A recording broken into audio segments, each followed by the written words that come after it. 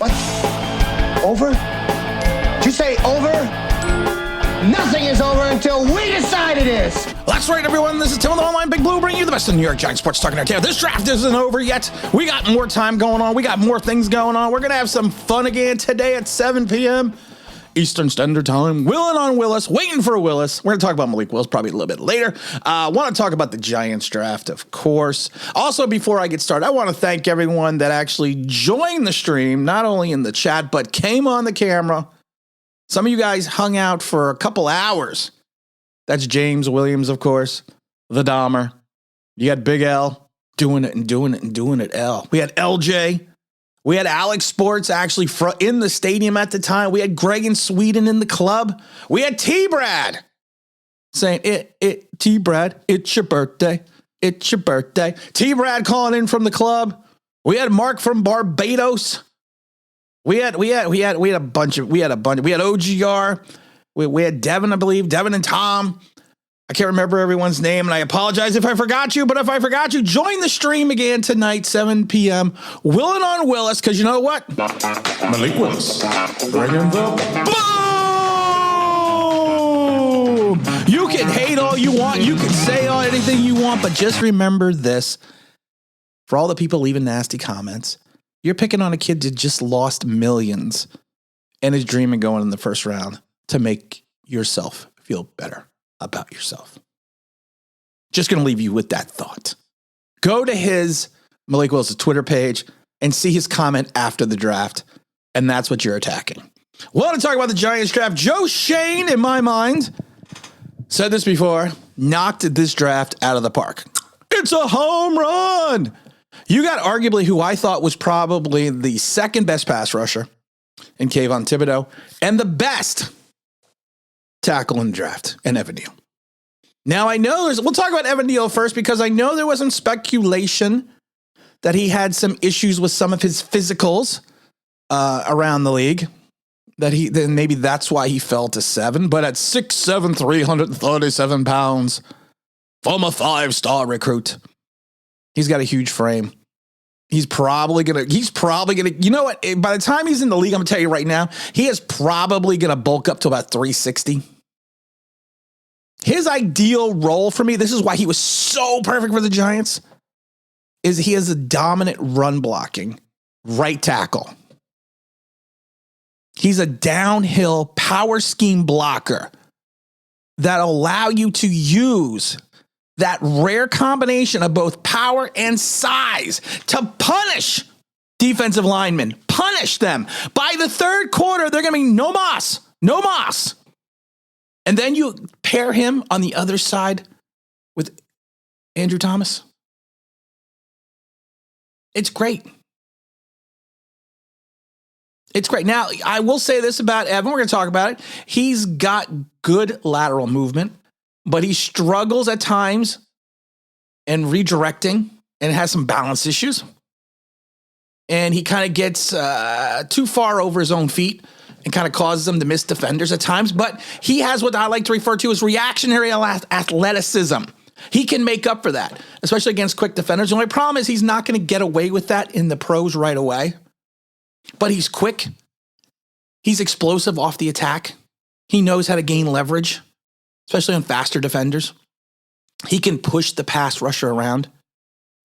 He's an effective guy when it comes to basically just beating the defender to the spot because he's got that huge frame. I'm telling you, he is going to be 6'7", 360 by the time he's in his third year in the league. By the time and like I said, he's got a competitive toughness in my mind. He shows enthusiasm, which is what we want. Like I said, his lateral mobility, I don't think it's as bad as Eric Flowers. But like I said, he doesn't have the elite quickness. But that's fine because he's going to play on the right side. He's got that big length, which to me is one of his biggest assets. Huge wingspan. Let the peacock fly. And I think that's going to be one of his signature traits that he's going to be able to redirect run defenders using that size. And I think that's going to be one of his biggest assets when you're looking at him as a right tackle. Because you know what? That's what he's going to be. I just have to play it. You can't keep me cooped up in here, okay? I am a peacock. You gotta let me fly. Aha! Let the peacock loose. Let him fly. Start him day one. He's got good strength in his hands. He's got that strong initial punch where he kind of shocks the defenders. He's shown over and over again the ability to anchor the line. He's a power guy. He's got versatility as well. At Alabama, he played both left and right tackle. But I'm telling you right now, his natural position is the run blocking skill set, which is made for a right tackle. He's a mauler. He's mentally a mauler. Now let's talk about our old buddy, Kayvon Thibodeaux. There was a lot of scuttlebutt that the Giants didn't want to take Kayvon, that they were passing on Kayvon. I love it because a lot of people like to point out to me that that my friend who gave us some information was totally wrong. Actually, he was probably right. Because he said if things broke and things happened, what the Giants would do would be a surprise. And I'm telling you right now, I'm shocked that they got Kayvon Thibodeaux and Evan Neal. I'm shocked. Kayvon Thibodeaux, 6'4", 254 pounds, of course. The former junior out of Oregon. For another former 5-star recruit. Former number 1 ESPN 100 player when he entered into Oregon. The guy's got a stack of trophies. He could play in an even front. He could play in an odd front. He can play, and he's got the massive size. He could play a 3-4. He could play a 4-3. He's got an explosive first step. He's a very adept, I would think, and very astute from rushing from an up or down position. You can put him in, I've said this before, you can put him in as a linebacker. You can put his hand in the dirt. You can move him all over the field. And the way he initially gets off the ball is he is a false start creating penalty machine. He's another guy that plays with excellent leverage, great flexibility. He's shown the ability to get upfield in a hurry because he's got a giddy app. He's a very savvy pass rusher. And he has good awareness. He uses his hands. Actually, if you actually watch his hand technique, he actually has it's very interesting because I think a lot of people don't talk about it, but he's got a technique where he's basically almost like punches the lineman when he's in a pass set. And it's not a Deacon Jones, or Deacon Jones used to head slap you and stun you, but he's got a very interesting hand technique and he's got these good, powerful hands. And he's got a great quick stab move. He holds the point of the attack extremely well. He does need to understand, and it'll come with time, that he needs to disengage from the pass blocker or the run blocker a little quicker. And I think he's going to get more effective and efficient doing that once he gets all coached up. One thing I love about him is also the fact that he's a great run defender. He uses his athleticism, he uses his body, he uses his speed to disrupt the gaps. He's got a good natural instinct and as we always talk that Daniel Jones doesn't have a natural instinct for the game. This kid does. He's got a feel for the game. He finds where he needs to be in space, and he improved as a tackler over in 2021.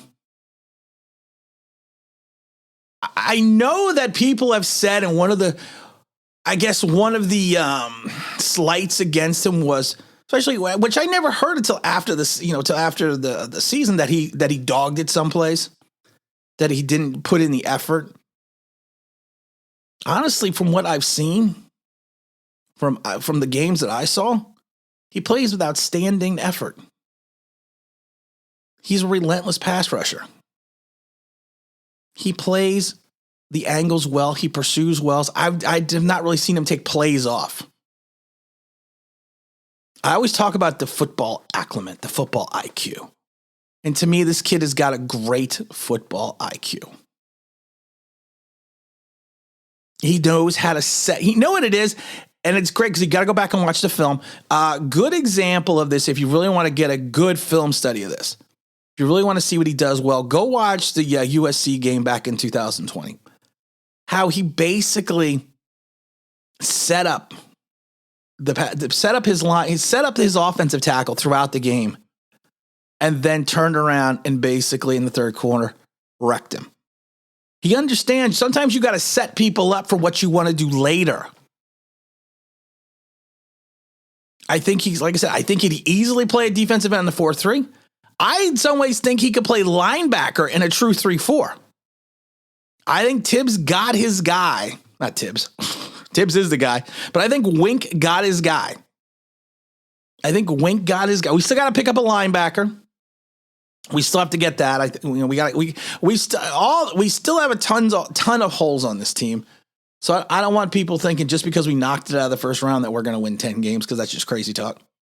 There's still a dearth of talent, but this is a great start. This is a great start for Joe Schoen. This is a great start for the Giants organization. Like I said, I've now dubbed him Home Run Joe, because he really did rock this first round. He really did. He knocked this out of the stratosphere this first round. So I give him all the credit in the world. I give him all the love in the world. We got to see what he does day 2. I'm going to just tell you this, Joe, just a hint. All aboard the Malik Willis Express. I'm going to throw this out there. I'm going to say it. I always said there's like a 5% chance the Giants would draft Malik Willis. I've said it before. My picks were going to be Kayvon Thibodeaux and Devin Lloyd. I did a whole video on it. It's called, I said, fixed the defense in the first 2 picks, and then you can do whatever the hell you want in the draft. But this is, honestly, this is just as good.